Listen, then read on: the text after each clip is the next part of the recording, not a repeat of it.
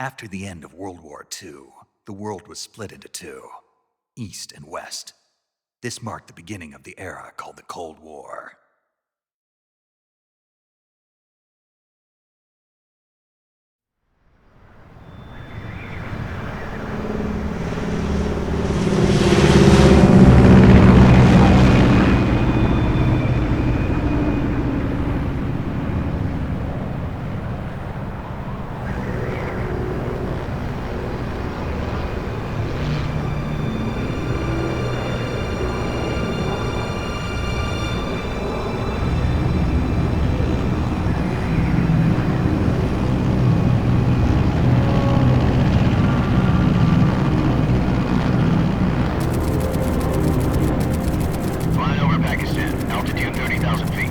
Approaching Soviet airspace.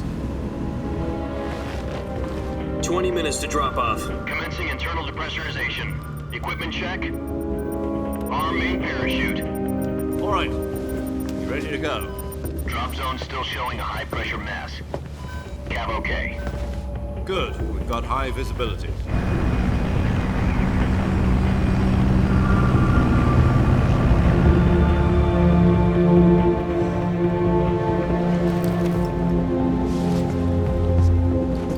Put out that cigar.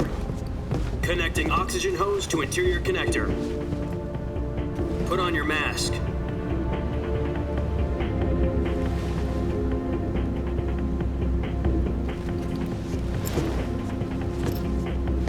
Does this panty waste know what he's doing?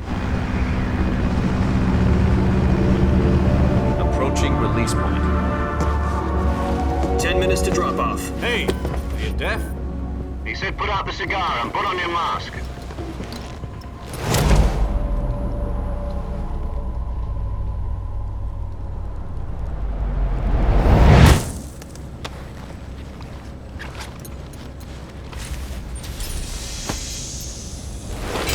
Depressurization complete.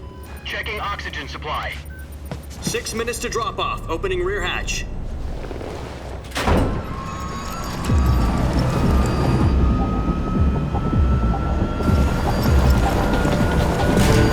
Sunrise.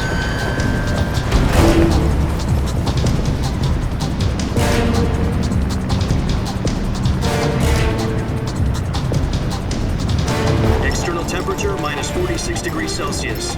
2 minutes to drop off. Stand up. You'll be falling at 130 miles per hour. Try not to get frostbite from the wind chill. 1 minute to drop off. Move to the rear. Activate bailout bottle. This is one for the history books. The world's first halo jump. 10 seconds to drop off. Stand by. Status okay. All green. Prepare for drop off. Countdown. 5, 4, 3, 2, 1. Spread your wings And fly. God be with you.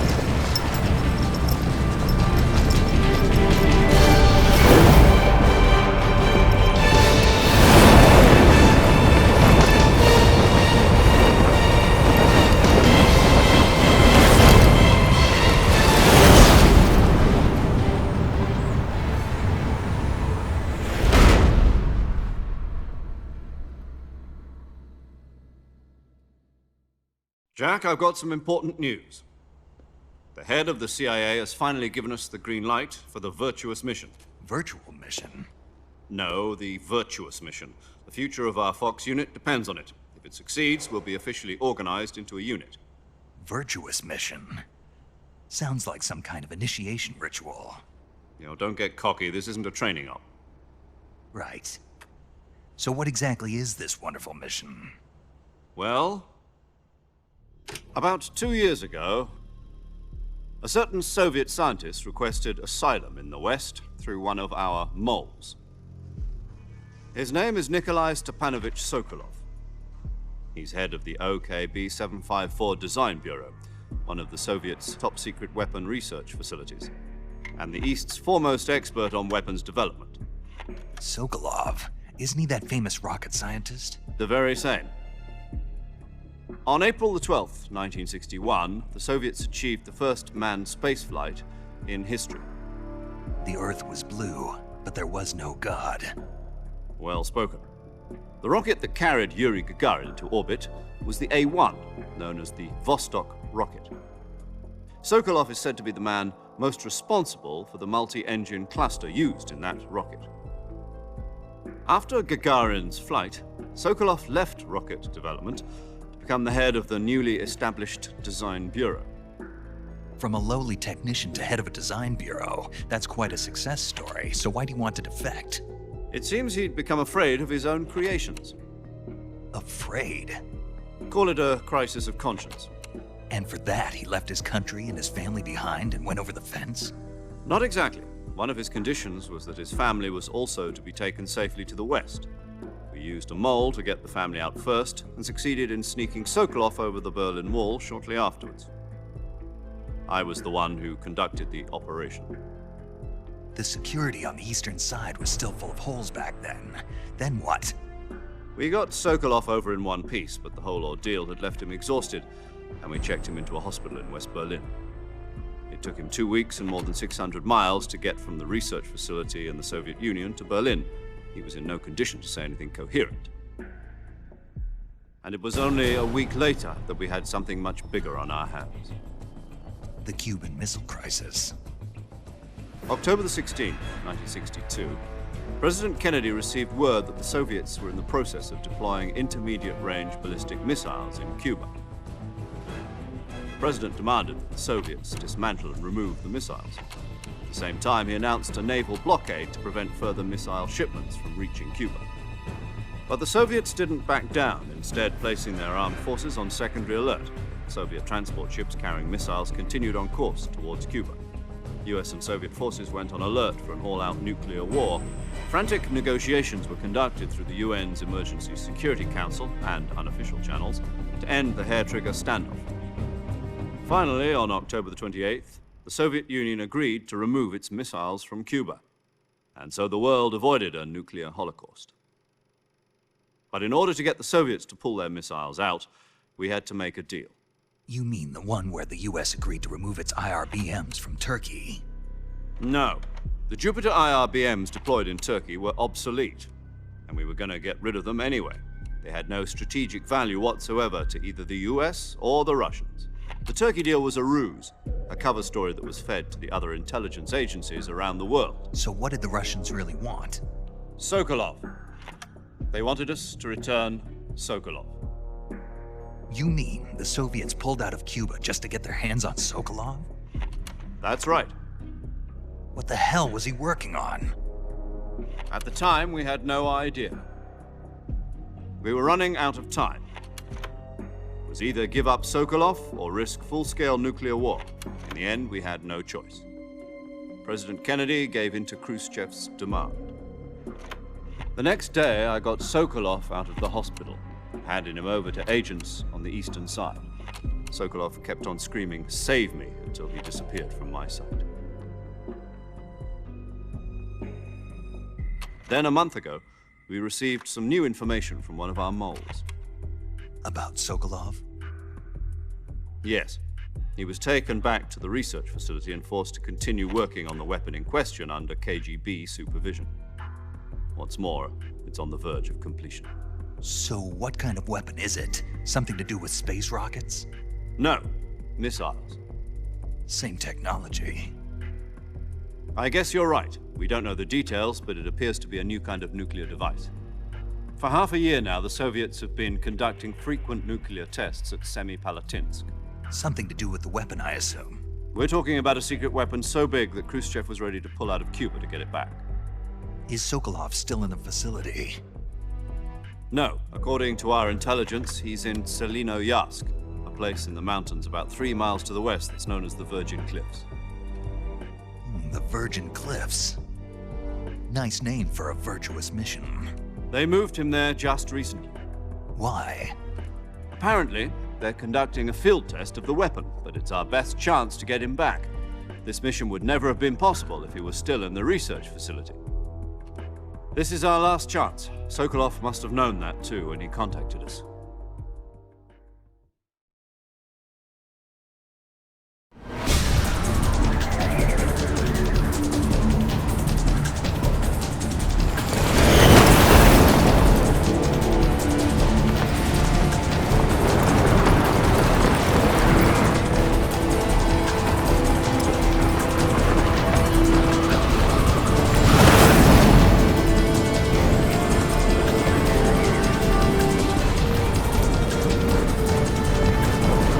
Listen up, Jack.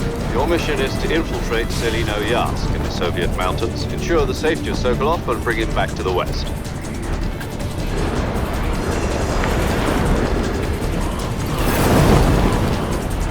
If we don't get Sokolov back before that weapon is complete, we'll be facing a major crisis. The clock is ticking.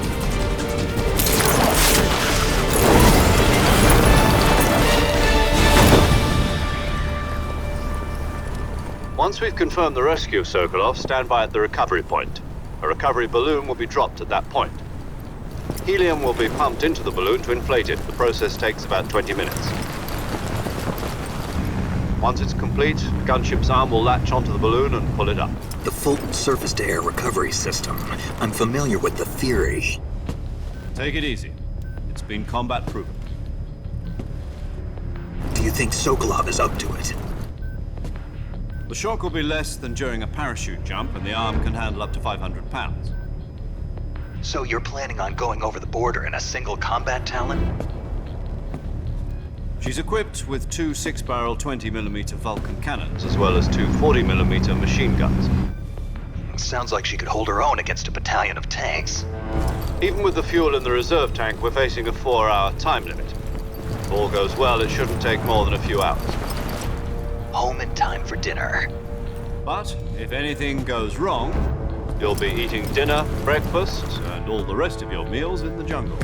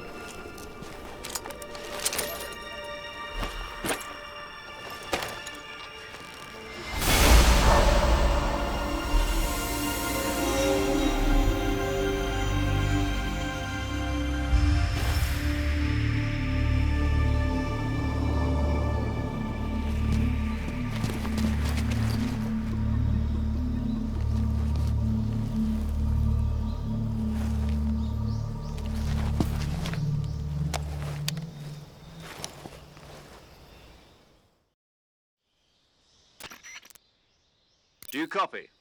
You're already in enemy territory, and somebody might be listening in. From here on out, we'll be using code names to refer to each other. Your code name for this mission will be Naked Snake. I'll be referring to you as Snake from now on. You're not to mention your real name. Snake? What, you don't like snakes? What do you mean? Well, you've eaten one before, haven't you? In survival training. I'm glad to hear that. I don't know if I'd ever order one in a restaurant, but... Be careful, you might not have a choice. What about you, Major? What should I call you? Let's see. I'll be Tom. Call me Major Tom. This will be a sneaking mission. You must not be seen by the enemy. You must leave no trace of your presence. Is that clear? This kind of infiltration is the Fox unit's speciality. In other words, weapons and equipment are procured on site.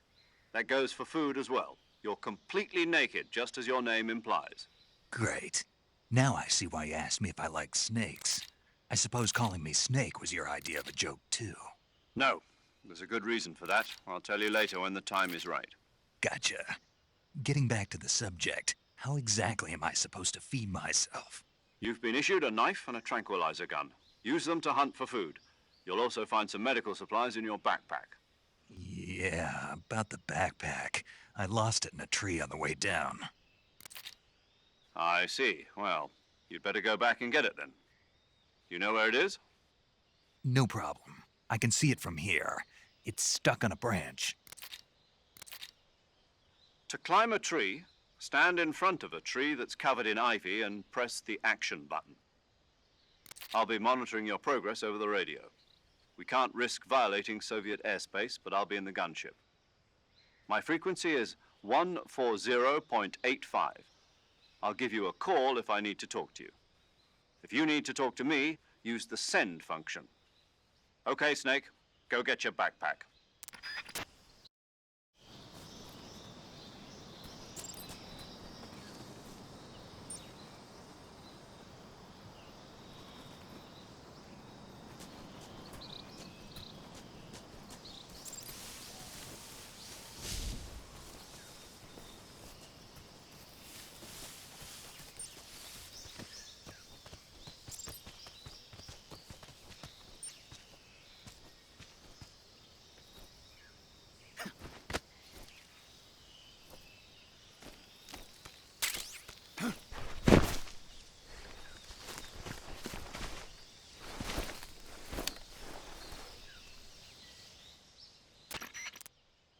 I see you've retrieved your backpack, Snake.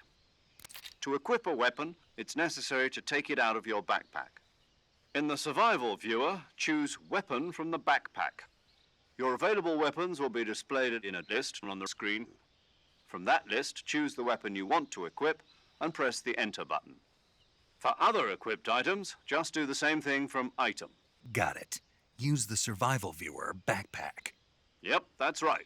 Survival is fundamental to this mission. After you've been out in the field for a while, your stamina will start to drop. If your stamina gets too low, it'll affect your performance. You won't be able to shoot accurately, for example, and your wounds won't heal as smoothly. Keep an eye on your stamina so you don't run out. To recover lost stamina, you can hunt for local flora and fauna. You can use either your tranquilizer gun or your knife to hunt.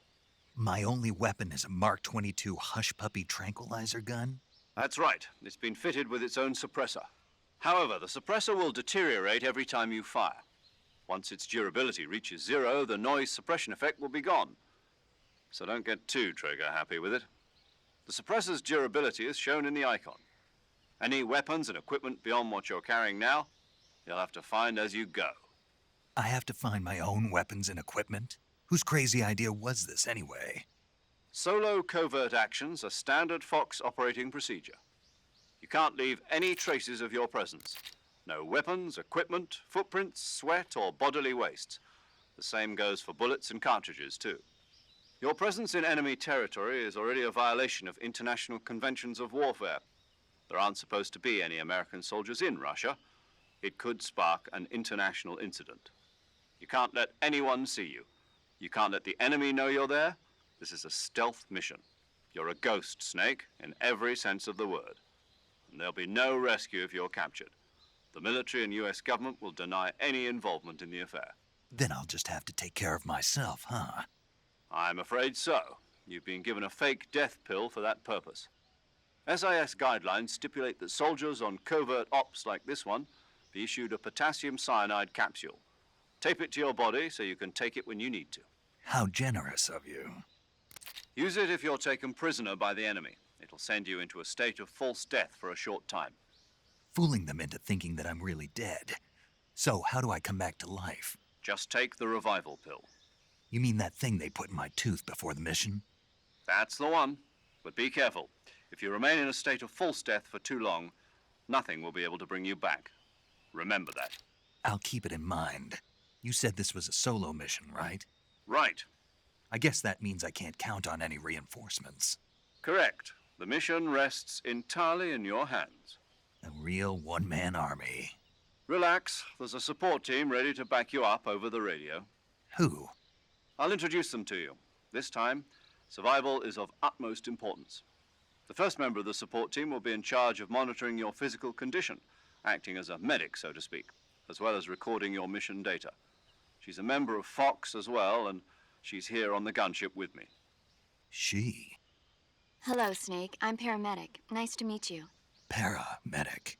As in a medic who comes in by parachute. Aren't you going to tell me your real name? Are you going to tell me yours, Mr. Snake? My name, huh? It's John Doe. And they call you Jack for short. You're a regular Captain Nemo. A name means nothing on the battlefield. After a week, no one has a name. What's your name? Jane Doe. Very funny. I wasn't joking, but I'll tell you my name only if you manage to make it back alive. My frequency is 145.73. She's also in charge of recording your mission data. Whenever you want to save, send a message over the reserved save frequency, 140.96. So saving lets me record my mission data. That's right. It also records the state of your health. Good to know. There's one more person I want to introduce you to, Snake. Huh? Speaking of snakes, you remember the boss, don't you? A legendary soldier and your mentor. Actually, it was the boss that got the DCI's authorization in the first place. She's going to be serving as Fox's mission advisor. The boss is? She also helped me plan this mission. She and I were at SAS together. Jack, is that you? How many years has it been? Boss? That's right. It's me. Talk to me. Let me hear your voice. It's been 5 years, 72 days, and 18 hours. You've lost weight. You can tell just by the sound of my voice. Of course I can. I know all about you. Really? Well, I don't know anything about you. What's that supposed to mean? Why'd you disappear on me all of a sudden? I was on a top-secret mission. You didn't need me anymore. But there were still so many things I wanted you to teach me. No, I taught you everything you needed to know about fighting techniques. I taught you all I could. The rest you needed to learn on your own. Techniques, sure. But what about how to think like a soldier? How to think like a soldier? I can't teach you that. A soldier needs to be strong in spirit, body, and technique. And the only thing you can learn from someone else is technique. In fact, technique doesn't even matter. What's most important is spirit. Spirit and body are like two sides of a single coin. They're the same thing. I can't teach you how to think. You'll just have to figure it out for yourself. Listen to me, Jack. Just because soldiers are on the same side right now doesn't mean they always will be. Having personal feelings about your comrades is one of the worst sins you can commit. Politics determine who you face on the battlefield. And politics are a living thing. They change along with the times. Yesterday's good might be tomorrow's evil. Is that why you abandoned me? No, it had nothing to do with you. I already told you, Jack. I was on a top-secret mission. A soldier has to follow whatever orders he's given. It's not his place to question why. But you're looking for a reason to fight. You're a natural-born fighter, but you're not quite a soldier. A soldier is a political tool, nothing more. That's doubly true if he's a career soldier. Right and wrong have no place in his mission. He has no enemies and no friends. Only the mission. You follow the orders you're given. That's what being a soldier is. I do whatever I have to get the job done. I don't think about politics. That's not the same thing. Sooner or later, your conscience is going to bother you. In the end, you have to choose whether you're going to live as a soldier or just another man with a gun. There's a saying in the Orient, loyalty to the end. Do you know what it means? Being patriotic. It means devoting yourself to your country. I follow the president and the top brass. I'm ready to die for them if necessary. The president and the top brass won't be there forever. Once their terms are up, others will take their place. I follow the will of the leader, no matter who's in charge. People aren't the ones who dictate the missions. Then who does? The times. People's values change over time, and so do the leaders of a country. So there's no such thing as an enemy in absolute terms. The enemies we fight are only enemies in relative terms, constantly changing with the times. As long as we have loyalty to the end, there's no point in believing in anything, even in those we love. And that's the way a soldier's supposed to think? The only thing we can believe in with absolute certainty is the mission, Jack. All right, but do me a favor. What is it? Call me Snake. Snake. Oh, right. Your codename is Snake. It suits you well. That's right. The legendary unit that the boss put together during World War II was a snake. The Cobra Unit, a group of heroes that brought the war to an end and saved the world. As long as you've got a legendary hero backing you up, you'll be fine. Isn't that right, Snake? Yeah, I can't think of anyone else I'd rather have with me. Oh, and one more thing, boss. Yes? It's good to hear your voice again. Same here. After all, who knows if either of us will make it out alive? Snake, you are always best at urban warfare and infiltrating buildings. But this is the jungle. Survival is going to be key. Those CQC techniques I taught you are sure to come in handy. CQC? Close quarters combat, huh? I've been in the Green Berets for the past few years. I'm probably pretty rusty. Not to worry. I'll be here to help you remember. After all, this is your first actual survival mission. I'll be supporting you over the radio. Where are you, boss? Next to the Major? The boss is communicating with us by radio from aboard a Permit-class submarine in the Arctic Ocean. My frequency is 141.80. Call me if you need my advice on battle techniques. Gotcha. Your mission is to retrieve Dr. Sokolov. Dr. Sokolov is being held in an abandoned factory located to the north of your current position. Avoid heavy combat and don't let anyone see you. Don't forget that this is a stealth mission. Snake, try to remember some of the basics of CQC.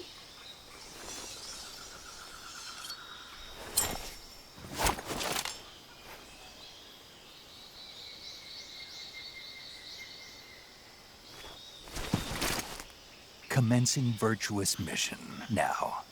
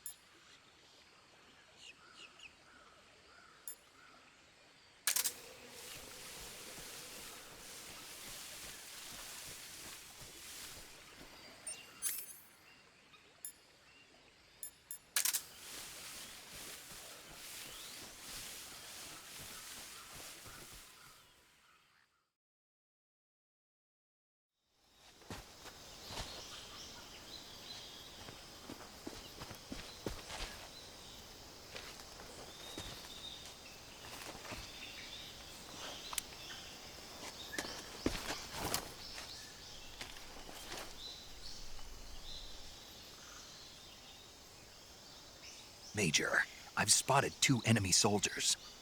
They're probably KGB troops sent to guard Sokolov. AK-47s and grenades.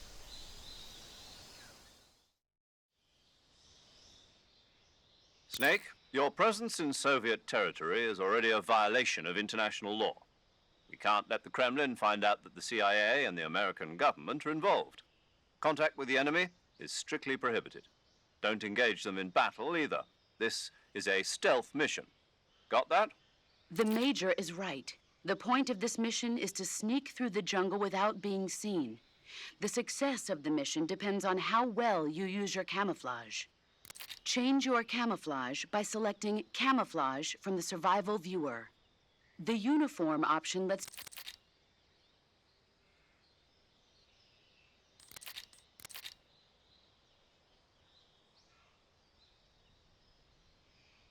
The Camo Index shows how well your current camouflage blends in with the surrounding area.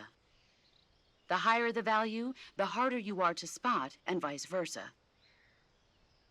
The key is to make yourself one with nature. Keep that in mind as you go along, okay?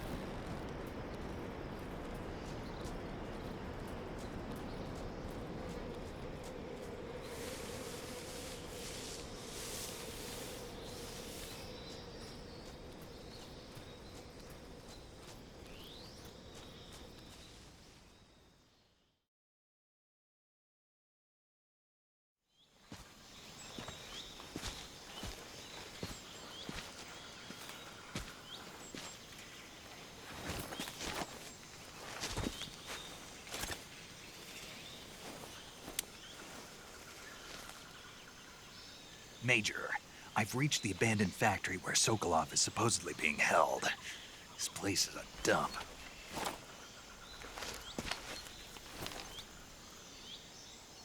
I can't see Sokolov from here. The security is pretty tight. There are sentries posted around the perimeter. I wonder how many are inside.